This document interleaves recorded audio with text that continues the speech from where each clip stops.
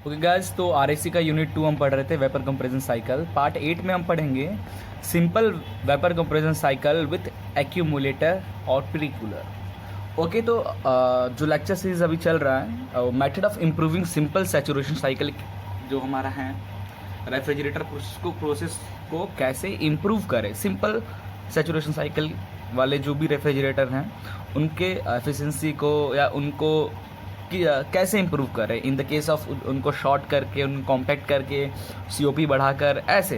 ठीक है, तो पहला मेथड हमने पढ़ा था फ्लैश चैम्बर का यूज़ करते हुए इन बिटवीन एक्सपेंशन वाल्व और इवापोरेटर के बीच में। नाउ इस लेक्चर में हम डिस्कस करने वाले हैं कि एक्यूमुलेटर का यूज़ करेंगे। Okay, with the help of pre cooler और accumulator, what is the effect on the refrigerator cycle. Okay, तो सेम है, कुछ ज़्यादा पिछले वाले से चेंजेस नहीं है। ये कंडेंसर हो गया, एक्सपेंशन वाल्व हो गया, इवापोरेटर हो गया, कंप्रेसर हो गया। ओके, तो और ये एक एक्यूमुलेटर लगा हुआ है। ओके, एक्यूमुलेटर, और this is the liquid pump. अब जनरली हम देखते क्या है, अब जनरली इन प्रैक्टिकल में होता क्या है, इवापोरेटर से निकलने के बाद ऐसा थ्योरेटिकल में ऐसा होता है कि जो रेफ्रिजरेंट आता है इवापोरेटर में लेटेंट हीट एक्सचेंज करने के बाद, इवापोरेटर से जो रेफ्रिजरेंट निकलता है वो ज़्यादातर गैस सिस्टम में होता है एज़ कम्पेयर टू लिक्विड, वो गैस सिस्टम में होता है। ठीक है, थ्योरेटिकली में हम तो कहते हैं कि पूरा गैसेस फॉर्म में निकलता है, फिर वो कंप्रेसर में जाके कंप्रेस होता है, फिर ठंडा होकर फिर ऐसे लिक्विड बन के फिर एक्सपेंड होके ऐसे आता है। बट सम टाइम क्या होता है, इवापोरेटर से निकलता है जो रेफ्रिजरेंट, वो partially liquid as well as gas form में होता है। ओके, तो ये थोड़ा सा दिक्कत वाली बात है। ठीक है, तो जनरल कंप्रेसर के लिए अब ये जो लिक्विड इवापोरेटर से जो लिक्विड निकल के जाता है कंप्रेसर में, अब कंप्रेसर में हम लोग जो रेफ्रिजरेटर डिज़ाइन करते हैं, इवापोरेटर से निकलता है गैसेस फॉर्म में रेफ्रिजरेंट, लेटेंट हीट एक्सचेंज कर लेता है तो गैस फॉर्म में चेंज हो जाता है, फेस चेंज हो जाता है गैस में, तो कंप्रेसर में जाता है, तो फिर कंप्रेसर नॉर्मली वर्क करता है। अब अगर आपकी इवापोरेटर से जो रेफ्रिजरेंट निकल रहा है वो liquid as well as gas form में भी निकल रहा है, तो कंप्रेसर को ज़्यादा वर्क करना पड़ेगा। पहले क्या करता था, वो सिर्फ गैसेस को फेस चेंज प्रेशराइज करता था। अब यहाँ पे gases as well as liquid को भी करना पड़ेगा, तो कंप्रेसर का वर्क ज़्यादा लगने लगेगा, जो कि हम बिल्कुल नहीं चाहेंगे कि आपकी बिजली ज़्यादा खर्चा हो और आपका रेफ्रिजरेशन इफेक्ट कम हो। तो ड्यू टू दिस हम एक्यूमुलेटर का यूज़ करते हैं। एक्यूमुलेटर काम कैसे, या प्री कूलर हम बोलते हैं इसको, ताकि वो जो गैसेस हैं वो पहले ही ठंडा कर देते हैं, जो भी लिक्विड वाला पार्ट यहाँ पे छन जाता है, सिर्फ यहाँ पे लिक्विड वाला पार्ट जो बचा रहता है वो अगेन वो इवापोरेटर में चला जाता है, और जो गैसेस वाला पार्ट है वो कंप्रेसर में चला जाता है। ओके, तो देखते हैं कैसे काम करता है। कंडेंसर से जो लिक्विड निकलता है रेफ्रिजरेंट ठंडा होके एक्सपेंशन वाल्व में जाता है। एक्सपेंशन वाल्व से जब वो रेफ्रिजरेंट निकलता है तो वो liquid as well as gas form में होता है, तो वो चला जाता है एक्यूमुलेटर में। एक्यूमुलेटर में वो छनता है, हमें इवापोरेटर में सिर्फ लिक्विड चाहिए, लिक्विड रेफ्रिजरेंट चाहिए, क्योंकि as compare to gas liquid refrigerant ज़्यादा सही होता है। ओके, तो जो कि due to latent heat exchanging. Okay, तो अब यहाँ पे जो गैसेस है वो वापस कंप्रेसर की ओर चला जाता है, और जो लिक्विड वाला पार्ट है वो आता है हमारा इवापोरेटर में। अब वो आया, उसको लिक्विड पंप के थ्रू उसको पंप कर देते हैं इवापोरेटर में। ओके, इवापोरेटर जहाँ पे आपका फ्रूट्स वगैरह रखते हो फ्रीजर में। अब यहाँ से जो निकलता है रेफ्रिजरेंट वो फुल्ली गैस फॉर्म में निकलना चाहिए, बट ऐसा होता नहीं है, वो gas form as well as liquid form में भी निकलता है। अगर वो दोनों कंप्रेसर में हम भेजेंगे तो कंप्रेसर की वर्किंग कैपेसिटी बढ़ जाएगी। ठीक है, ज़्यादा वर्क करना पड़ेगा, ज़्यादा पावर सप्लाई करना पड़ेगा कंप्रेसर को। ड्यू टू दिस जो गैस और लिक्विड जो टर्म है वो दोबारा एक्यूमुलेटर में आता है, यहाँ पे छनता है, लिक्विड जो होता है वो नीचे आता है, वेपर ऊपर चला जाता है, और वो वेपर वापस फिर वो वेपर इन फुली वेपर फॉर्म में गैस फॉर्म में कंप्रेसर में जाता है, और बचा हुआ जो उसमें लिक्विड होता है वो वापस एक्यूमुलेटर से इवापोरेटर में आता है। तो ऐसे ही साइकिल पूरा वर्क करता है। तो इस साइकिल को हम प्रेशर और एंथैल्पी डायग्राम में कुछ इस तरीके से हमने बनाया है।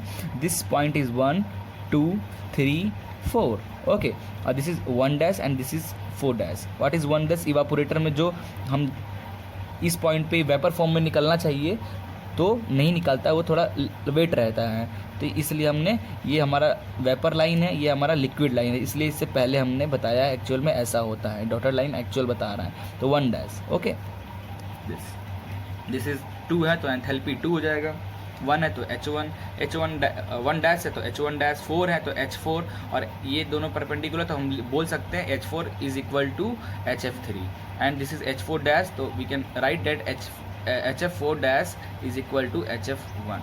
Clear. Now let assume M1 is the mass of liquid refrigerant circulating through the evaporator. ठीक है, क्या है M1 हमारा, दिस मास, इवापोरेटर में से जो मास है ये मास को, M2 mass of refrigerant following in the condenser. जो इस सिस्टम में जो चल रहा है वो क्या है, M2, और जो लिक्विड यहाँ से निकल रहा है इवापोरेटर से, जो हमारा रेफ्रिजरेंट निकल रहा है वो liquid as well as gas form में है. तो द मास ऑफ लिक्विड, तो गैस का नहीं, यहाँ से जो निकल रहा है वो गैस का नहीं, सिर्फ लिक्विड का रेफ्रिजरेंट का मास जो कि हमारे इवापोरेटर में सर्कुलेट होता है. और M2 is the mass of refrigerant. Actual mass of refrigerant क्या है, कितना है, M2, और फिर जो गैस चेंज होता है अलग.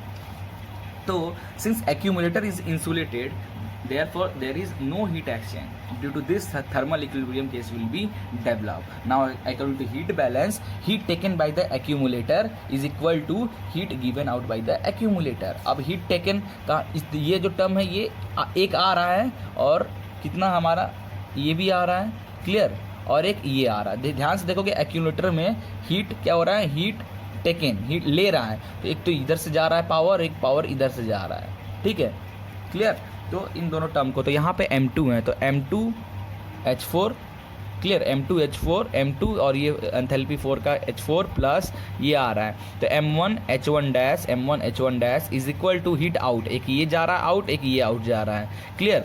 तो M2H1 दिस, ये तो हमारा जो एक्चुअल में उसमें अंदर घूम रहा है वो क्या है, M2, तो M2H1 प्लस इसके अंदर लिक्विड जो जा रहा है M1, बचा हुआ liquid M1 HF4, because H4 dash is equal to HF1.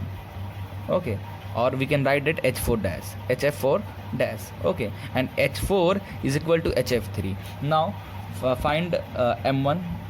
Rearrange this. So M1 H1 dash minus HF4 is equal to M2 H1 minus H4.